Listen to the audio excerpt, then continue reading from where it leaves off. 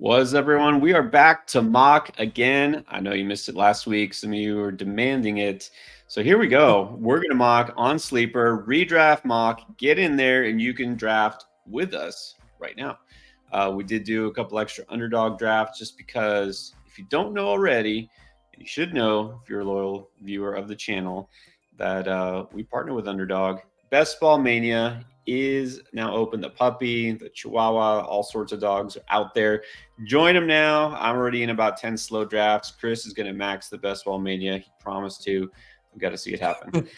All right. Is that going to happen? That's still the plan. That is still the plan. I'm behind. I'm definitely behind, but that's the plan.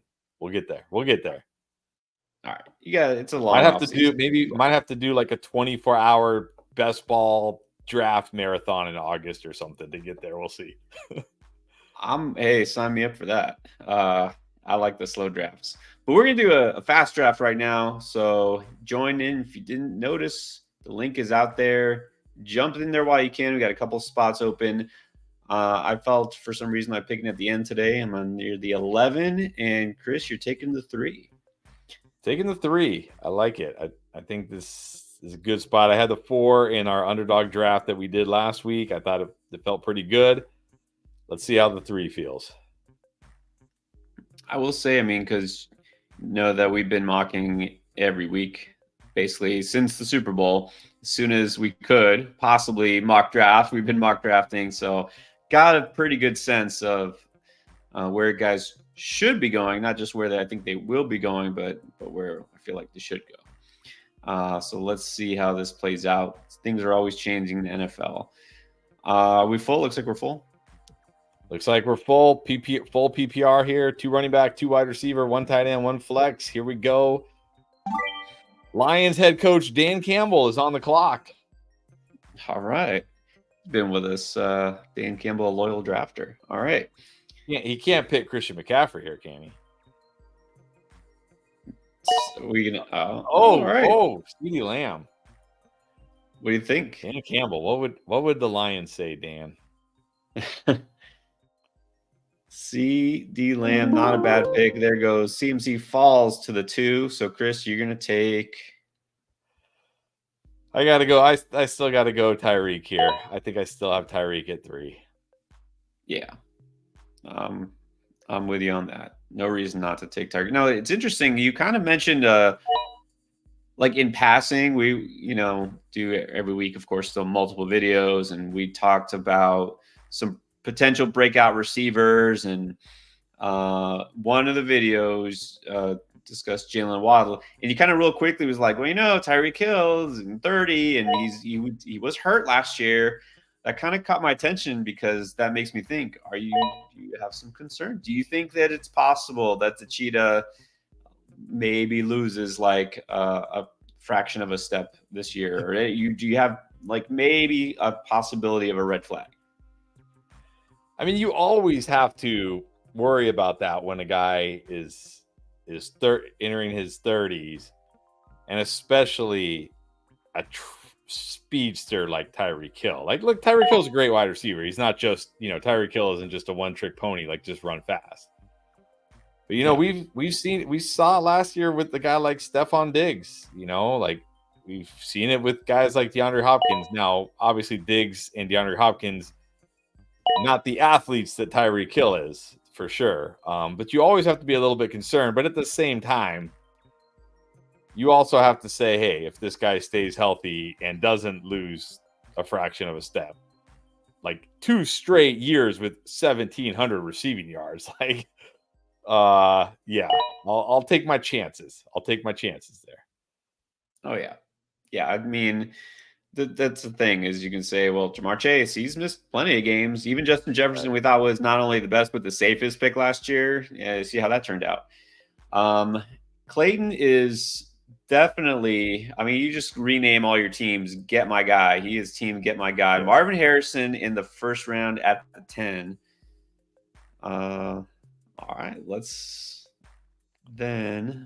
going to go with my guy. Actually, no, I'm not. I'm just going to take AJ Brown. Who even is your guy there? Yeah, I know. I was like, it's not really my guy. Yeah, I'm like, who are you talking about? Yeah, I do wonder if we're going to see Marvin Harrison creep into the first round of drafts by the time, late August rolls around. I do wonder. Yeah, I don't see him as a first rounder. I do think early second is kind of where he'll settle. But you know what? The couple of receivers that are on the board here, like, okay, I thought about Garrett Wilson or AJ Brown. I mean, I don't think that it's unanimous that those guys will always go before Harrison. But I do think in most drafts you're going to see running backs taken in the first round before we're seeing them. So like here, there's not a receiver I'm set on. So I'll actually go ahead and take JT. There we go. Nothing wrong with that start. AJ Brown, Jonathan Taylor. Nothing wrong with that start at all. Yeah, in game drafts, we're going to see this, right? Mostly receivers early, but in probably your typical redraft leagues, it's 5, 6 running backs, pretty much 50-50 with running backs and receivers. I think, Gibbs, Taylor, maybe Saquon are first rounders in a lot of leagues. It's funny. I mean, funny is probably not the word. I never know the right word to say.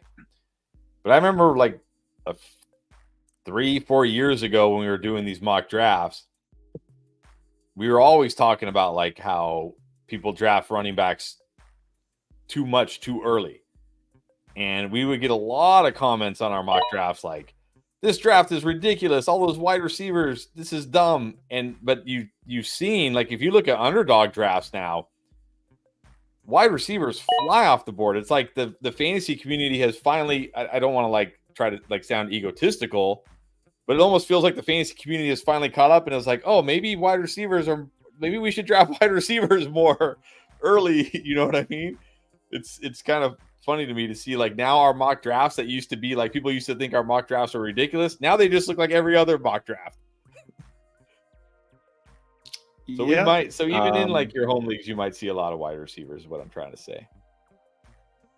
Yeah. I mean, it's true. Like people sometimes just don't want to believe the facts, right? Just like running back early. You're supposed to take running back early. Like that's just how it's been. I mean, we see so many things have changed. I think more belief in analytics. It's more prevalent out there. There's more information. It's people are finally catching on, so it's good. But look, that's why we do this, to let people know it's okay. It's okay to not draft a running back early. You don't actually have to draft a running back in the second round or the third round either.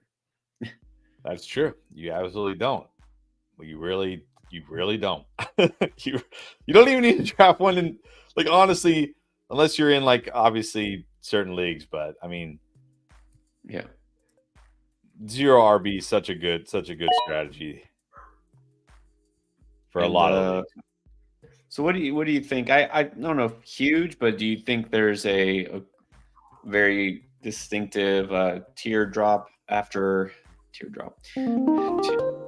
maybe after Barkley and JT? Yeah, I do. This is the problem with having pick number 3 is when we get to this range here, it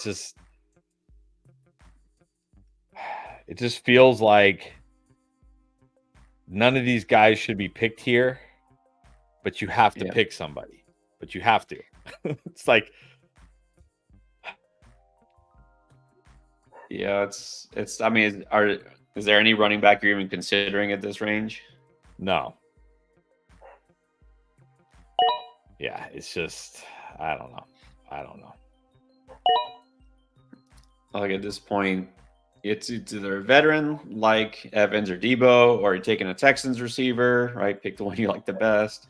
Could go with some upside, a younger receiver, but yeah, it's still like, I don't know, are they really second round picks? Yeah, I feel that way about the running backs too, like Achane. Like, do I really want to take Achane in round 2? No. Like, do I want to take Etienne in round 2 or early round 3? No. Do I want to take Debo in round 2? No. I don't. I really don't. Like, I don't want to take any of these guys. All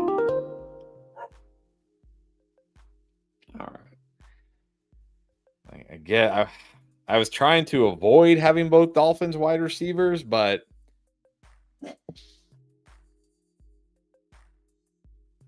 yeah, I was gonna say Waddle is it's definitely a consideration here, but you did already get Tyreek Hill. yeah. So like if I hadn't gone Tyreek Hill, like let's say I had gone Jefferson in round 1, I probably would have gone Waddle where I took Debo. But since I had already taken Tyreek Hill, I was like, let's not just have both Dolphins wide receivers. So, but when he falls to me here, it's like, fine, I'll take both Dolphins wide receivers.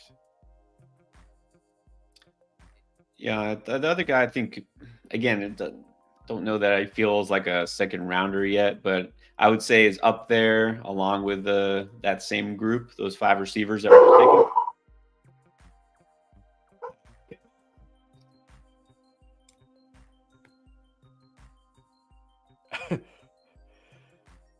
It would not be a mock draft without the dogs.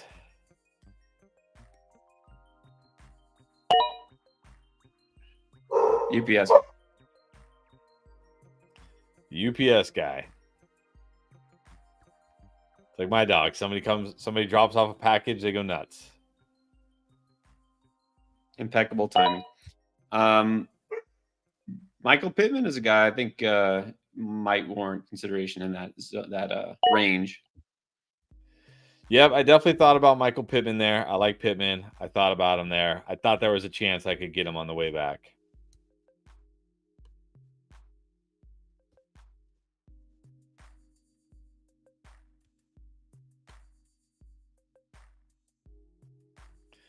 And we can already see, okay, Etienne over Debo easily. Go Neighbors. Yeah, I'm not taking Neighbors in round 3 on the Giants. I'm sorry. I can't do it. No. I can't do it. Nothing personal against Neighbors, but I cannot take Neighbors with Daniel Jones in round 3. I've been burned by, talented wide receivers attached to a horrendous quarterback play enough times in my life that, nope, not doing it. If he ends up being able to be great with Daniel Jones, good for him. But like, how many times have we said, like, oh, he's talented enough to make it work with QBX, and then they weren't talented enough to make it work with QBX? Yeah, sorry, quarterback matters. Especially, just seems like a terrible match because you got a receiver who specializes in getting that deep ball, and I don't think last I checked that Daniel Jones was an expert deep ball thrower. So, famous last words. Famous last words. Yeah, he is that bad.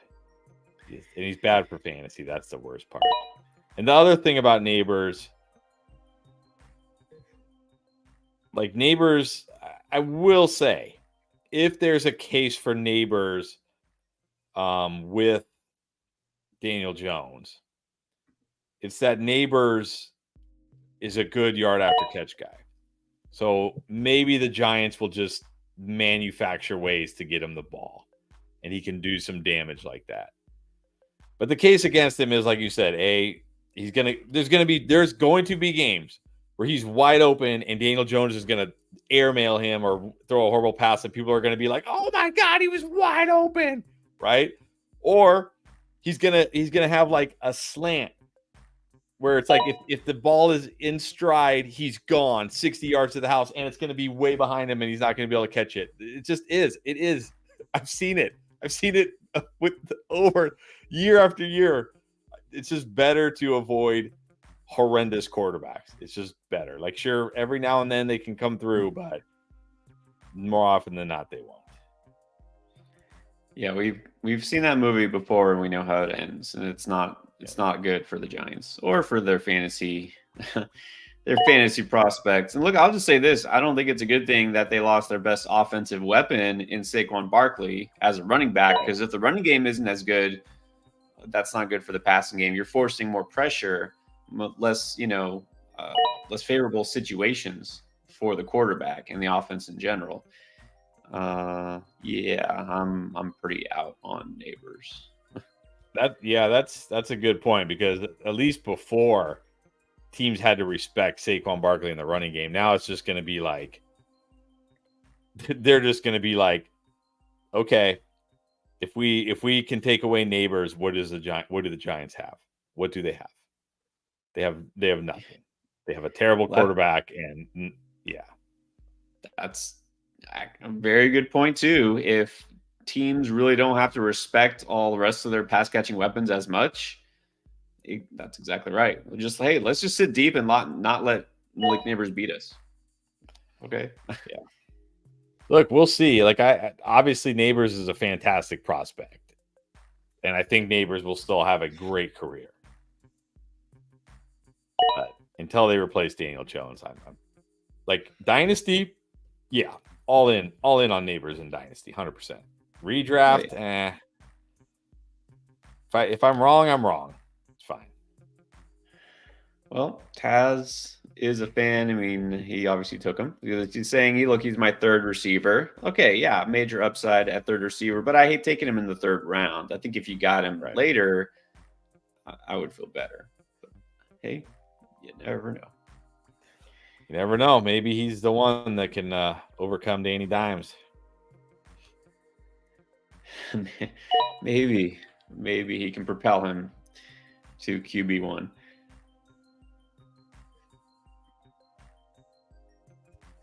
Okay. Question from Cameron. What's up, Cameron? Does Underdog do only the deposit match for first-time users? So the code we have, yes, it's for your first time signing up. I don't think there's any offers for existing users, unless I'm wrong.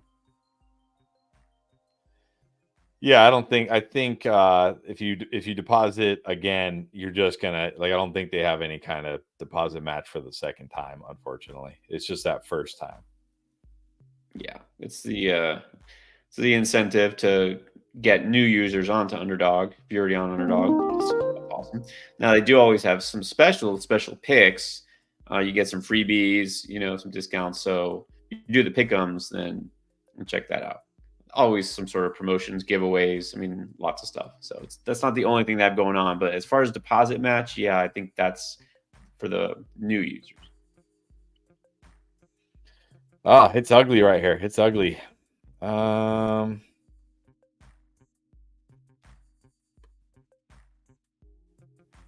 think I'm going to go tight end here. I just do not like the options on the board.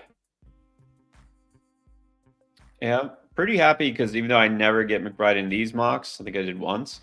And in Best Ball Mania, I've got about 3 Kyler or McBride stacks. So I'm maybe a little too invested in that stack right now, but at least I got some. So I think now I need to start looking at other tight ends. But yeah, I was pretty happy. See, Clayton's a fan of that. Yes, Clayton, a big McBride fan. Taz saying that you sniped him 10 picks ahead of time. Ronnie, what's up, Ronnie? Also in some of the Dynasty leagues. So he's asking about Devontae Smith over Waddle. Did you consider him? Yeah, I'm okay with Devonta Smith. I like Devonta Smith. I've always liked Devonta Smith. Maybe I could have gone there. Maybe I just feel really good. Hold on, let me make this pick here real quick.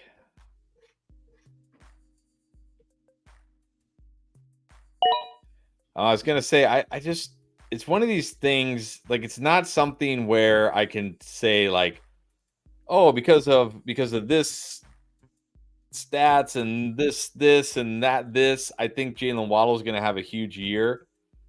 It's just kind of one of those feelings from watching football for a long time and playing fantasy for a long time. When really, really, really good players have a kind of a down year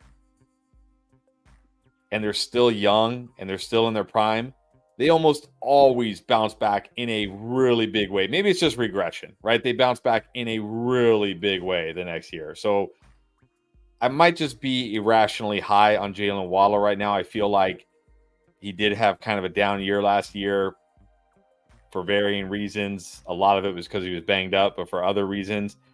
And if Tyreek Hill just does a little less, that could really open up the floodgates for Waddle. So yeah, I like Smith too. I just have this gut feeling about Waddle this year.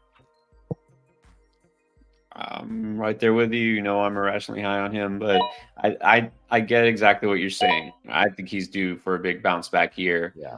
I think the only argument really for your team in this draft is maybe okay, so then you don't have both Dolphins receivers, but I don't think that's a bad thing, is it? To have two stud players in the same team that was the top passing offense in the league. Yeah, top passing offense, top in yards per game, top in touchdowns. I don't think it's a bad thing. I don't think it's a bad thing. No. All right, we're starting to see the quarterbacks go. I will say right now, I like your start. I mean, it seems like you have some sort of strategy going on that doesn't involve drafting a running back early. We'll see how that plays out. That was not by design, but just the way the running backs went. It's like I'm not gonna like reach on a guy that I don't really like. I'll just wait. Now, let's not gloss over this. Right before you took the obvious pick there, as many Trey McBride, Dalton Kincaid before McBride.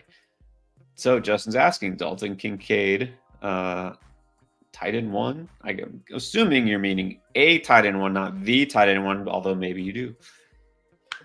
He's definitely a tight end one. Like it would be shocking if he wasn't a tight end one. Even if Keon Coleman ends up being better than we think, Kincaid should still be a tight end one. The tight end one, I certainly think is possible. I mean, if Coleman isn't that good, like if he takes a while to get going or he just struggles, I mean, what Curtis Samuel, Khalil Shakir, like somebody's got to catch passes from Josh Allen. So yeah, I definitely like Kincaid. Yeah, I will definitely have more shares of Kincaid than last year. I wouldn't take him before McBride, but yeah, he's gonna definitely see a jump in target share. That's for sure. I'm kind of surprised. I mean, I know we, in general, we meaning endgame community, are lower on the Texans receivers than everybody else will be, but I actually even considered Tank last round, and I'm surprised he fell to the end of the fifth. I mean, I had to pull the trigger here. No bad joke. No, I think you have to, and just like Aiden Lee, I think you got to pull the trigger on Stephon Diggs. I think this is where they should be, where these guys should be going. Yeah.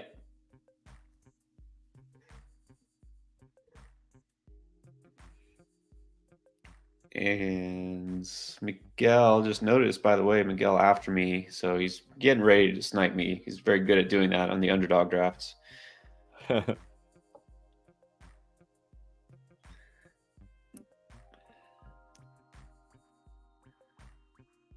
What do you think? He took we've talked about the Bears. Oh, okay, here we go. So I'm not always going quarterback early, but now that I have CJ Stroud here to pair with Dell, it feels obvious. Yeah, it feels like good value on CJ Stroud there. Definitely. All right. What do you think? I went DJ Moore at the end of round 3. He took Keenan Allen at the end of round 5. If you had to pick between those at that exact draft spot, would you rather have late 3rd DJ or late 5th Keenan? I got to go late 5th Keenan. I mean, again, it's kind of like the Texans situation. Just give me the guy going last. I just don't. For as good as Caleb Williams could be, and maybe he's CJ Stroud level good year one. Like, see, when you look at the Texans, it was basically Tank. It was just Tank and Nico, and then it was just Nico. When you look at the Bears, it's DJ Moore, Keenan Allen, and Rome Odunze. Like, who I know he's a rookie, but Rome Odunze is ready to step into the NFL and start from day one and be an impact maker. So, it's just not a lot of offenses can support 3 good fantasy wide receivers, even with a and a rookie QB. I don't know. It just feels very risky to me. So I just want the one that's going last. Just give me, if I'm gonna take one, it's gonna be the one going last. So sorry, I'm gonna have to go with the Keenan side here. Well, no, that's why I brought it up, because I looked at it and I was like, man, maybe I should have waited. But I guess that offsets. I got my good value with Tank around 5, so I'm Yeah, you did okay get good overall. value on Tank for sure. Yeah. Important question. Somebody asked last time: is Marquise Brown officially legally Hollywood Brown now? Is this just a sleeper thing? I guess so. I noticed that. That's his name. That's like his name on everything is now Hollywood Brown. So I guess he changed his name to Hollywood. I guess. By the way, I never felt like why does he have the nickname Hollywood?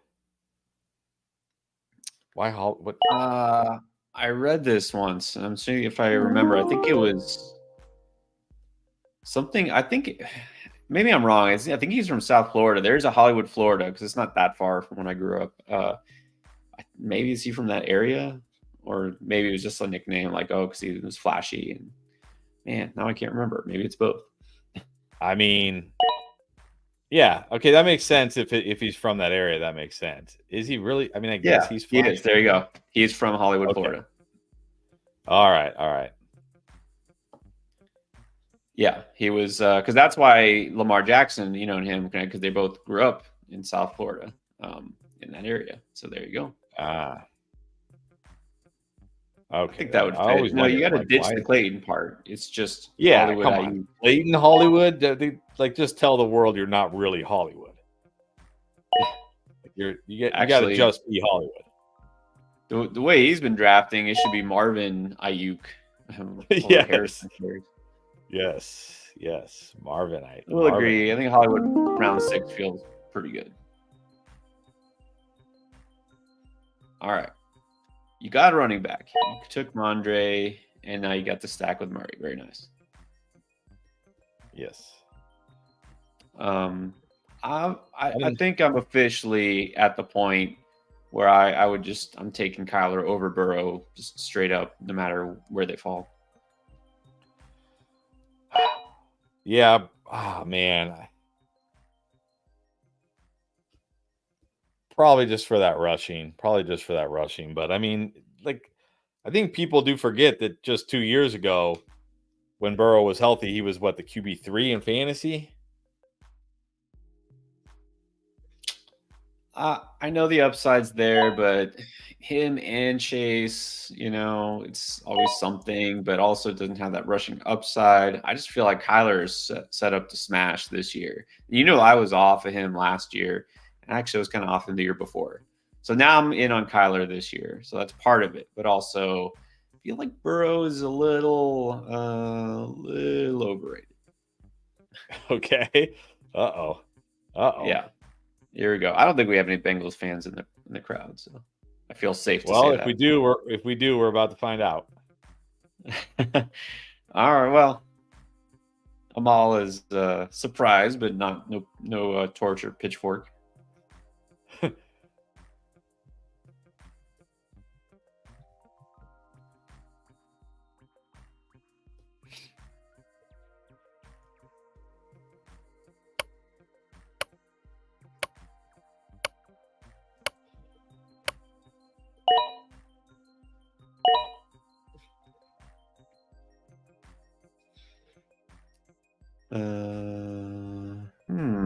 This seems a little more aggressive.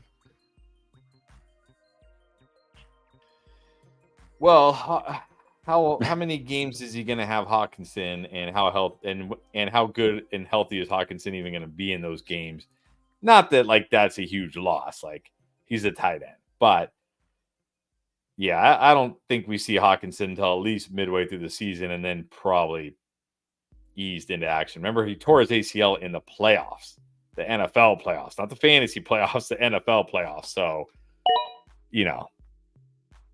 doubt we see him, before November, to be honest. And if we do see him before then, I doubt he's even close to 100%. But he does have Jefferson, and Addison did show flashes last year for sure. So I certainly think he's set up to succeed. Top 12 feels a little high, but I will say, look, we've seen the last few years, just it feels like more and more QB injuries every single year. So if there's enough QB injuries and he plays well, maybe. There's always a chance. Yeah, I don't know. I mean, it takes both, right? I mean, you have to have, yeah, the right kind of weapons. But what I'm really interested to see with that Minnesota offense with McCarthy, well, first of all, are we seeing McCarthy week 1 for sure, or are we going to have the placeholder Sam Darnold for a week or 2 or 3?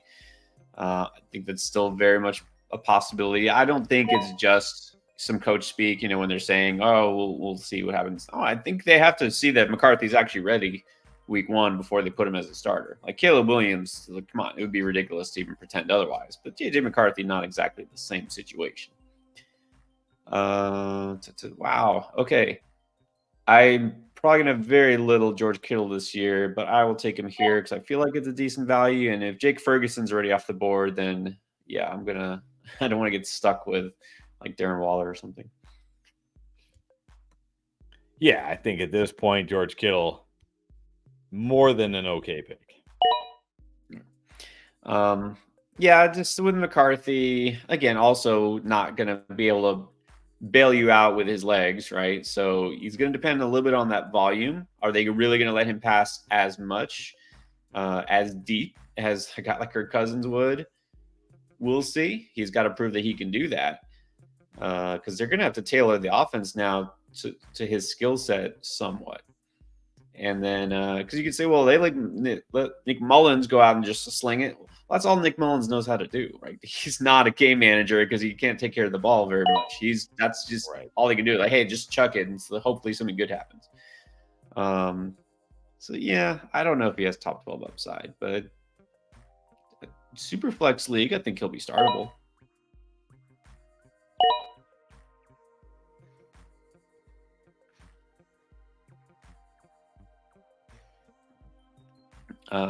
Yeah, I do agree with that. Dak, I'm all saying Dak, crazy value. Dak seems to always be undervalued.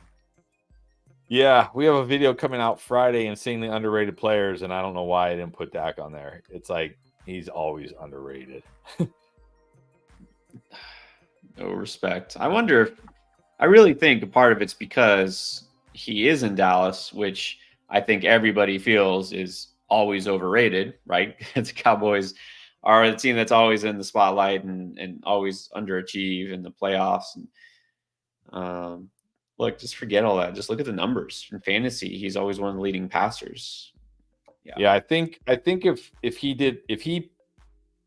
the Cowboys and himself did better in the NFL playoffs, people would value him way higher. But it's like, why does it matter that he chokes in the playoffs?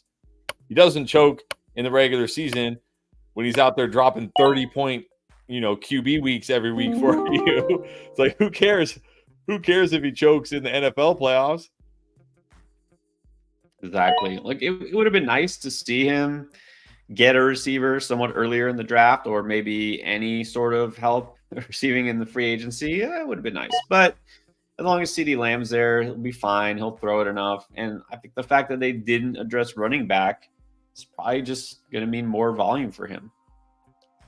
Yeah, exactly. It's not like it hurt him last year not having another weapon, a wide receiver, pass catcher. It was just fine. Yeah, well, that's exactly right. Basically, they're rolling with what they had last year, right? Losing Michael Gallup, actually, making a dent here in any way. It's basically the same squad. Actually, now that I think about it, you got to wonder, Dan Quinn not being there anymore, maybe the defense isn't as dominant. It's still going to be good, right? Don't get me wrong, but maybe the defense isn't as good. Maybe they have to pass it even more. So maybe he's like the new Kirk Cousins. Exactly. One of these guys that so much volume, and like you said, I mean, they're going to have no running game, all due respect to Zeke. I know, look, Zeke ended up somehow being like one of the most random league winners I've ever seen last year. But it was because he was catching like 8 little, dump offs a game, getting like, he was getting what, like 50 yards a game or something. It was horrible, right? It was awful. It was awful. They're gonna have no running game. So yeah, they're gonna throw it 35, 40 times a game. CeeDee Lamb is a monster. Ferguson is a great red zone target. Yeah, I think Dak has incredible upside and yet severely undervalued. Oh yeah, like again, probably more undervalued this year because I really think his numbers might even tick up a little bit. But Ian Mason wants to know: are we doing endgame redraft leagues again this year? You bet we are. Are we gonna find a way to do even more leagues this year? Is the question. Well, that we'll see. That we'll see. Because somehow, like, I remember a couple years ago, I cut out all my dynasty leagues down to one dynasty league, and I was like, I'm just going to focus on this dynasty league. And now I'm back in like 8 dynasty leagues. I'm like, how did I get here? How did this happen? How did I get back? I was supposed to have like one dynasty league, just focus on one team, and now I'm back to having like 8 dynasty leagues, and I'm like, how did I get here? So we'll see. It always happens, right? Just when you think you're out, pull you back in. Like somebody says, "Hey, I'm doing this dynasty league." It's like, "Oh, okay, I like you. Yeah, sure, I'll join." And then the next thing you know, you're like, "Wait, I'm in like 8 dynasty leagues again. What happened here?" I have that problem too. I do like your Javonte pick there. I'm coming around on him this year. If I hadn't taken Kittle, that's actually who would I have taken. I knew he wouldn't last to me this round, but now serious running back run. We had 7 in a row taken.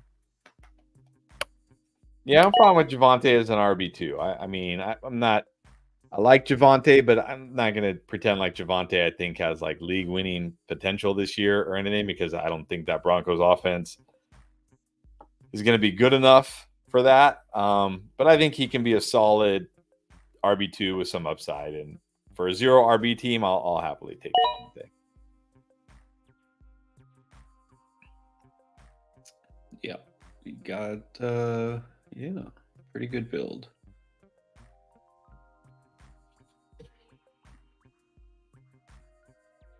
Why is Nick Chubb still going in the single-digit rounds?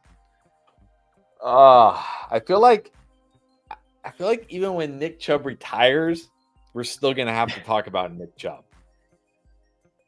Yeah. But I agree with you, JSC. I don't know why he's going in single-digit rounds. Because I know why he's going in single-digit rounds, because his name is Nick Chubb. But yeah, like, devastating injury. This isn't just ACL. Like, remember, Breece Hall tore his ACL week 5 last year, and he didn't even get really significant usage until like week 6. And he's 22 years old, and he had a clean ACL tear. Nick Chubb is 29 years old. Didn't even have ACL surgery till almost the end of November, because he had to have a first surgery, and that was his second surgery on the knee, by the way. He had to have 2 surgeries on the knee. I know Nick Chubb's a beast, but man, I really don't think we see Nick Chubb starting the season on the active roster, and I really don't think we see Nick Chubb anything close to 100% this entire year. Maybe, and sadly, maybe ever. Because again, talking about a 29-year-old running back with a ton of wear and tear. Yeah. Yeah, I was gonna say he was a beast, or at least he has been a beast. I mean, you don't want to write a guy off yet, but you've got to look at the facts, right? Don't let the name brand fool you. All right. I know it feels early for Kendry Miller, but I'm pretty sure somebody out there with a 0 RB squad would take him before he comes back to me. Maybe. Okay. But Did You Die has a question. Does not understand the Javonte Williams hype. Now, I don't know if he's getting hype other than from maybe us sometimes on videos, but what do you think? Is he getting Yeah, hyped? I wouldn't. Again, I just talked about this. I wouldn't call it hype. I don't think what I said about him would qualify as hype. But I do feel like he will be the clear RB1 there. I'm not worried about Audric Estime at all. Total plotter. I'm not even sure P. Ryan will make the opening day roster. I think they saved $3 million if they cut him after June 1st. I'm not worried about Jaleel McLaughlin. So again, I don't think Javonte Williams is going to be a league winner because he's probably not going to get enough touchdowns to be a league winner. But I think as an upside RB2, he can give you that on volume. Remember, if you look at him last year, and again, you got to remember, Javonte Williams is a good prospect. I'm not going to say he was like an elite prospect, but he was a very good prospect. And remember, year one as a rookie, he had to split with Melvin Gordon. And then year two, when it finally looked like, okay, this is going to be his year, tore his ACL. And then, of course, last year, not very good, but again, tore his ACL. That's how running backs are when they first come back from ACL. So I think we see a better Javonte this year. For sure, a healthy Javonte. An RB2 with upside. So if that's hype, then I guess that's the hype. Yeah, we're not going to look. I don't want necessarily Javonte Williams as a starting running back in my squad unless it's a 0 RB squad and I got him, outside round 7, 8, whatever. But yeah, I think this should be his best season yet for whatever that's worth. Yeah, which is insane. Yeah, I know. That's not saying the bar real high, but again, we don't want to set it too high because I don't think he ever had the upside to be like a top 10 running back. I don't think he was ever going to be that. Now, if people ever thought that he was, probably, just because he stood out sort of in a not so great running back class. But yeah, right. I don't want to hype him up either. Eminem. It's a good question. In non-PPR, who do you like better? Is it Bijan, JT, Hall, or Gibbs?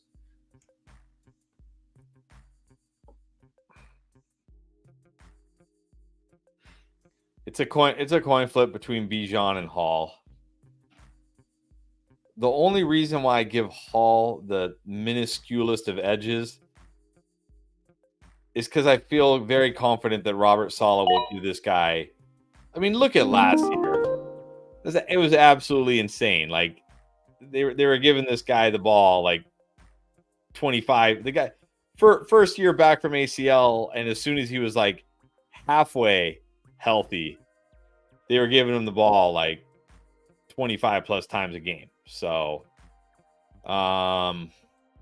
that's why I give him just the slightest of edges, because I just feel better that Robert Saleh will just be like, go run the ball 25 times. I don't care if you die. Like, I don't go. Just go run the ball a bunch. So, yeah. But coin flip between him and Bijan. I want it to be Bijan because I like Bijan. He's one of my favorite players, and I want to see Bijan do what he can do. And I really do think Bijan has the potential to be the first ever 1,500-yard rusher and 1,000-yard receiver in NFL history. We'll see. Well, yeah, I think you're fine either one. Well, I say either one. Okay, Bijan and Hall. Yeah, I'm not going to put in a non-PPR league. I wouldn't put Gibbs up there with them. I think JT could be close, but I think he might lag a little bit behind in terms of overall yardage.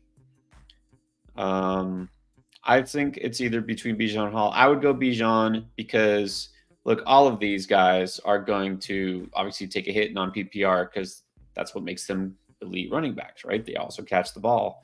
I think JT is less dependent on his receiving production in fantasy, but also think he's got a lower ceiling in terms of overall yardage because of that. So I'll say Bijan because I think Hall was a little more dependent on his reception total last year.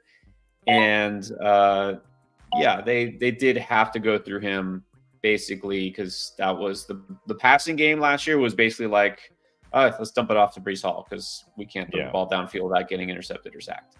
He'll still catch a ton of passes, but again, that's not helping you non-PPR. I think Bijan has more explosive play in him. He has more yardage, probably in the receptions he gets.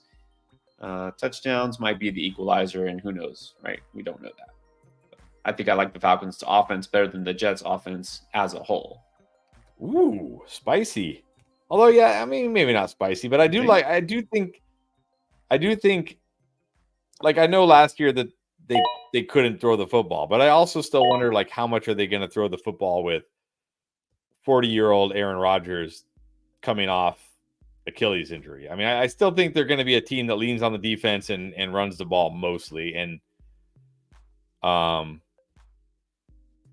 And I do think that the Jets are going to be very good this year. I really do. I like what they already had one of the best defenses in the NFL, and people don't realize it because the offense was so bad last year. They bolstered the offensive line. Breece Hall now 2 years removed from ACL. We always talk about it. First year back from ACL. Like Breece Hall, if you just look at Breece Hall as an NFL player last year, he was not very good. He was great in fantasy like the last few weeks because he was catching like Zeke. He was catching like 8, 9, 10. I think there was like games where he had like 10 catches. It was stupid, right? But in real life, he was just kind of mediocre because, again, ACL. Now he's 2 years moved from ACL. I think he's still only 23 years old. Again, flip a coin. And if you want to say Bijan, hey, great. I'm all for that. But I do think I just feel more confident the Jets are going to lean on Breece Hall than the Falcons may lean on Bijan with Kirk Cousins. Well, I mean, actually, that is a fair point. Breece will probably account for more of his team's offense in general. Yeah, I'm just liking the Falcons' scoring potential better. Because with Aaron Rodgers and that defense, like I said, I don't think the offense as a whole will be one of the best offenses. I do, unfortunately, think the Jets could be a playoff team, but I just don't think it'll be a dynamic offense.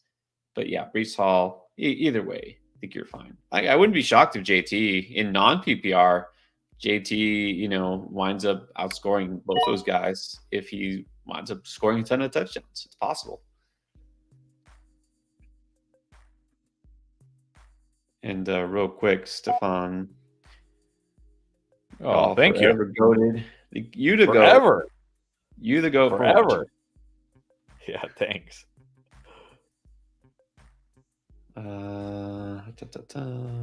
Take a rookie. You ever think? I'm sure you do, because I think about it a lot, especially during the season. Because we answer so many questions during the season. And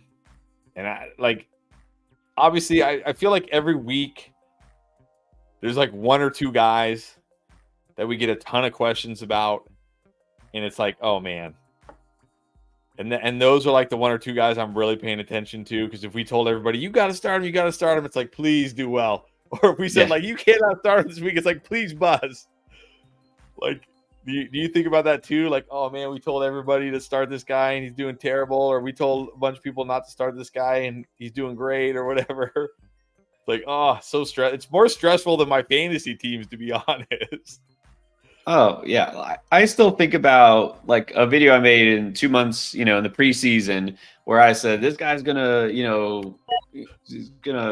go off, he's sleeping, and then he winds up, sucking. Like, I still think of that, like, oh man, I said like in June, like you should have drafted this guy, and like people probably don't even have any idea that ever happened or forgot, except for maybe some of our most loyal viewers. But yeah. I probably should just have that short-term memory. Yeah, it's like, man.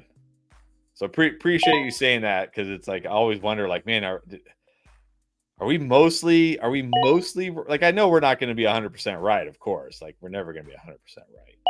But I'm like, are we at least mostly right? Are we at least some of the times right? Like, we're not wrong all the time, I hope. Definitely. I guess if we were wrong all the time, nobody would watch us, I guess. Exactly. Unless they just really like us, and I doubt that's the case. Yeah, I was going to say we must be right some of the time. We're not all that entertaining all the time. So There you go. Exactly.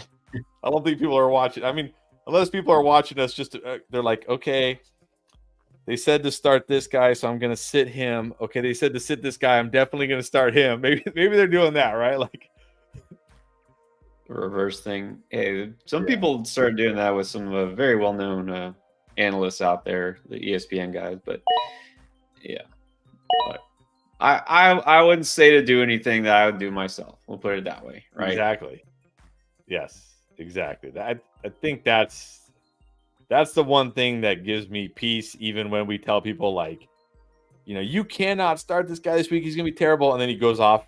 Like the week I remember the most last week was that random DK Metcalf 3 touchdown game. You remember that against the Cowboys? Oh yeah, Yes. an And obvious must sit. the worst part is it was Thursday night, so there was only one game going on. So everybody saw DK Metcalf go for 3 touchdowns. And then it was like, oh my gosh. And remember one of the touchdowns, like Jackson Smith and Jigba scored, and they like reviewed it, and it was obvious he caught it for a touchdown. And they were like, no touchdown. And then on the next play, it was like DK Metcalf. I was like, oh, you got to be kidding me right now with this. That's the one. That's the one I remember, but the most. But I will say, like, what gives me at least some peace of mind is like, well, if I would have had DK Metcalf and I would have had better choices, I wouldn't have started them either. So, No. Well, look, here's one thing. Sometimes when social media can be helpful, is you go on there like Twitter or whatever, and you see like everybody saying like, "Oh, I'm so glad I benched him," or "There's no way he did." Everybody else saying the same thing, like, "Oh, this is ridiculous." Like, so you're not the only one who was thinking that way. I mean, it was very obvious, must sit, until it wasn't. Yeah, I get that. Okay, for a second, I looked real quick. For a second, I thought you took J.K. Dobbins, but I'm wrong. no, definitely not drafting. There's no round I'm taking J.K. Dobbins. Let's give a shout out to Justin with another question. Justin always have very, very good questions. So we can answer this. With the Bills running back room being so crowded, are you dodging Bills running backs? So the first question is, do you consider the Bills running back room to be crowded? No, I'm trying to think like why do we feel it's crowded? Because they drafted Ray Davis? I mean, they got Ray Davis. I don't think are bringing back Latavius Murray. Ty Johnson is like now a kind of third down back sometimes, but I think it's going to be a lot of James Cook, and I think we're both pretty in on James Cook as an RB1. Yes. Well, I know. Actually, you know what the problem is here now? Frank Gore Jr. throws a wrench in everything because he could take over. No, I still really like James Cook, but you're gonna have to excuse me for 1 second here. My wife needs me to go find something for her, so I'm gonna have to step away for just a couple minutes. But I'll be right back. All right, I'll continue to talk about Frank Gore Jr. as a league winner. So the son of legends, not only of course Hall of Fame Frank Gore, one of the best running backs in NFL history, but the son of the legend, 49er legend, any 49ers fans possibly out there, I don't know if there are any. And then he did it again at the late age, despite, so much pounding that he took. The physical runner, the style of running they did, and a great receiving threat out of the backfield. Still many productive years with like the Colts. And why is our viewership dropping? Why is everybody leaving? Okay. Let's see. There you go. Taz wins the draft. Thank you very much. That's exactly what I was going for. Actually, I was hoping I would get him. NMB did take Ray Davis. So maybe that. No, I don't think that prompted the question because you asked that question like a long time ago. All right. Well, Frank Gore Jr. wins the draft for Taz. So we'll see who's playing for second. The draft is actually almost over. I will take the top ranked receiver left just for depth here. Actually, don't mind Brandon Cooks too much for depth. Okay, I'm also feeling pretty good about this draft. All right, we'll see how that turned out for you. You got the number 2 pick. I mean, you got CMC without having the number 1 pick, so that's pretty good. All right, well there we go. The draft is over, but we're not done because I'm going to talk about some of these teams real quick. I'm going to start with the coach because Dan Campbell had the number 1 pick. At number 1, CeeDee Lamb, not CMC. Again, nothing wrong with that. Can't hate taking a receiver, number 1. Then went with Achane and Etienne at the turn. So this is, and then Lamar Jackson next, and Rashee Rice, may not get suspended. We'll see. This feels like an anchor wide receiver team, which is rare. Let's see how it turns out, though. Okay, so then you got Jordan Addison, Mike Williams, Jacoby Myers, Jameson Williams, Jerry Jeudy, and Quentin Johnson. Got Monty as your third and only other running back, and then Hawkinson at tight end. This is a team, I would say, full of risk is an understatement. So, I mean, look, Achane, of course, is going to be your very high risk reward type of running back that early. Okay, but that's where he's going. Like, I don't mind taking him there, and especially that drafting number 1, you're going to have to wait a while before your next turn. So I don't mind taking Achane Etienne there. I think that's okay. Lamar, okay. Probably better to get receivers there, but okay, fine. Yeah, Rice, I don't think you needed to take him that early. I mean, if you're expecting no suspension, okay, maybe that's fine value, but yeah, I don't know. I don't love the second half of the draft because I don't depend on Hawk as my starting tight end. Mike Williams, I just don't expect much from in general. Jerry Jeudy doesn't do it for me. Quentin Johnson doesn't do it for me. So I think your first half of your draft has a lot of upside along with the risk, which is not the worst thing.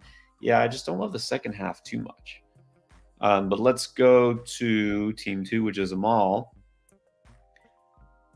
NMB says he hates his draft. Oh, no, I don't think it's that bad. We'll see. All right, so Amal feels good. He got CMC, got Evans, Pittman, Pickens, Terry McLaurin. Very nice core there. Ingram and Burrow. And look, I said I'll take Kyler over Burrow. I'm not anti-Burrow or anything like that. Just saying I would have taken Kyler, but that's fine where you got him. Got Gus, got Chase, got Chuba, got Vidal, Dontavian Wicks, and then Goddard as the backup, whatever, your last pick. Solid receiver core. Solid. I mean, don't know if you'll technically have a number 1 receiver, meaning any of those guys being like top 12. Maybe. It's but that's fine when they're all solid potentially number 2 types. So good values, I think. You got CMC as your anchor, so I think you played it smart with your running backs. Got some upside. Ingram, I think, is fine where you took him. Burrow is fine. So I think it's a solid team. It's a solid anchor RB team. The only thing I would say is maybe your number 2 running back, taking a tight end and a QB in the middle rounds. I might have preferred a running back that I felt a little more solid about as my RB2. But I think this is a pretty good team. I know you're happy with it. And if one of those running backs does break out, you'll be set. Well, don't worry. When Chris comes back, I'll let him have the final word on your team. So I'll wait because I don't want to break his team down without him here to hear it. So let's go to team 4, Bijan, Jacobs, Devontae Smith, Kincaid in round 4. Interesting, a little early. I think that's the earliest we've seen Kincaid. Before McBride, not terrible. Anthony Richardson, Amari Cooper, Ridley, Watson, Najee, A.D. Mitchell, and Downs, Dobbins, and Herbert. Got some Colts stack there with AR and Mitchell. I feel like that's nice value. I like that. I mean, you're really counting on the Kincaid breakout, not just because you drafted him, where you drafted him, but then your number 2 receiver is Amari Cooper, who could be a wide receiver too, but Cooper and Ridley are the guys that give you headaches, right? It's all or nothing with them. Well, then you got Christian Watson, who is the walking headache. So This is a team that I would just say right now, if I had this team on Best Ball Mania and Underdog, I would be really happy.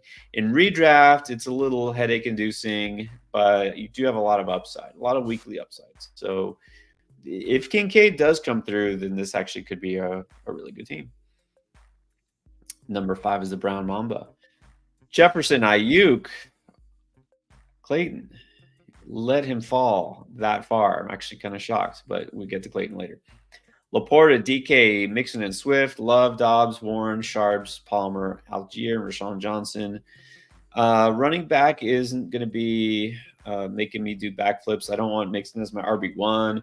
I think Swift is your RB2 where you got him is fine, but it would be better if Mixon was your RB1. I don't know if you had taken Kenneth Walker instead of him, I would like it a little bit better, but still, I get it. This is sort of a zero RB team almost. I think I would prefer it, honestly, if you just taken another receiver there and just gone more zero RB. But look, you got Jefferson, Ayuk, Metcalf, and Laporta, so very, very solid. You got upside there. If you would have maybe instead of Mixon taken Jaden Reed to pair with Love, which I know you can't do in retrospect because you didn't know you were going to get Love at that point, maybe I would have liked it a little bit better. But overall, some smart picks here. You did get good values. Maybe I'm just too down on Mixon again. All right, what about Twisted Bliss? Sun God, Olave, Pacheco, T. Higgins, Kenneth Walker, Hollywood, Zamir, JSN, Brian Robinson, Zeke, Sutton, Purdy, and Sanat. Got your QB and your tight end last. It's totally fine. Pretty bold taking the rookie tight end as your starter, but you know what? If he doesn't pan out, you drop and you pick somebody else up. So I think that's fine. I don't mind that. I think overall, round by round, I think so far this is the team I actually do like the best because, you took some obvious values there early. Pacheco feels a little early. I will say that. I probably wouldn't take Pacheco in round 3. But then I do like what you did in the middle of your draft. I like the middle portion of your draft a lot. I think it's just you took a lot of players I'm taking. So I like this team overall. Very solid. Taz went with Chase and Devontae and Neighbors. Talked about him already.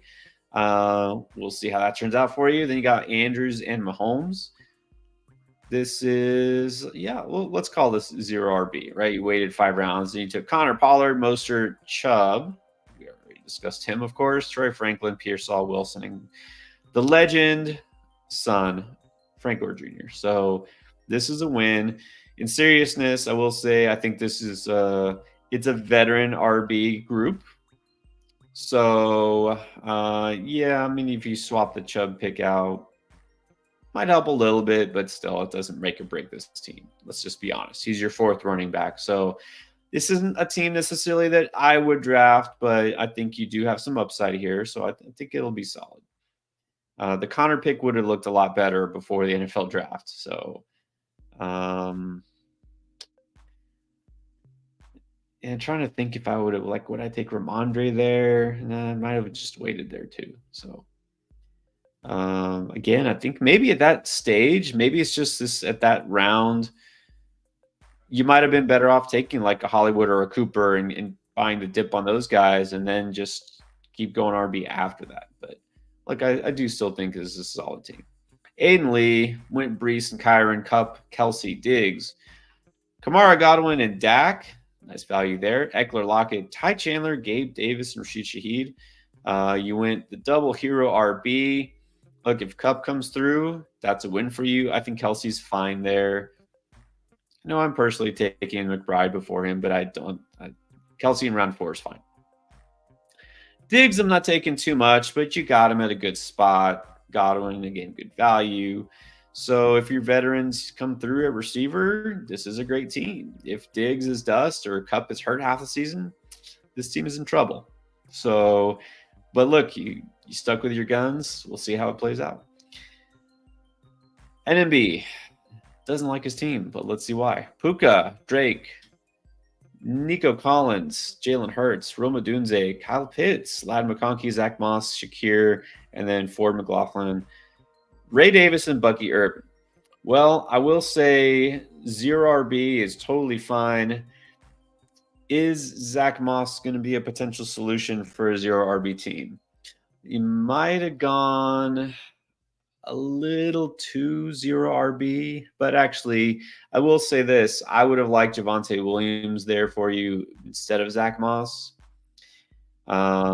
And then you really didn't need to go like another receiver with Khalil Shakir. You could have gone with basically any running back with upside, either a guy like Singletary, who is going to be the starter, or a guy like, Corum, who has the potential to be a breakout player, or a guy like Kendrick Miller, it's kind of in between. So, yeah, I would have swapped those two picks. I would have taken a different running back instead of Moss, personally, and then a running back instead of Shakir. But, hey, your receivers are really good. So I still think this is a contender.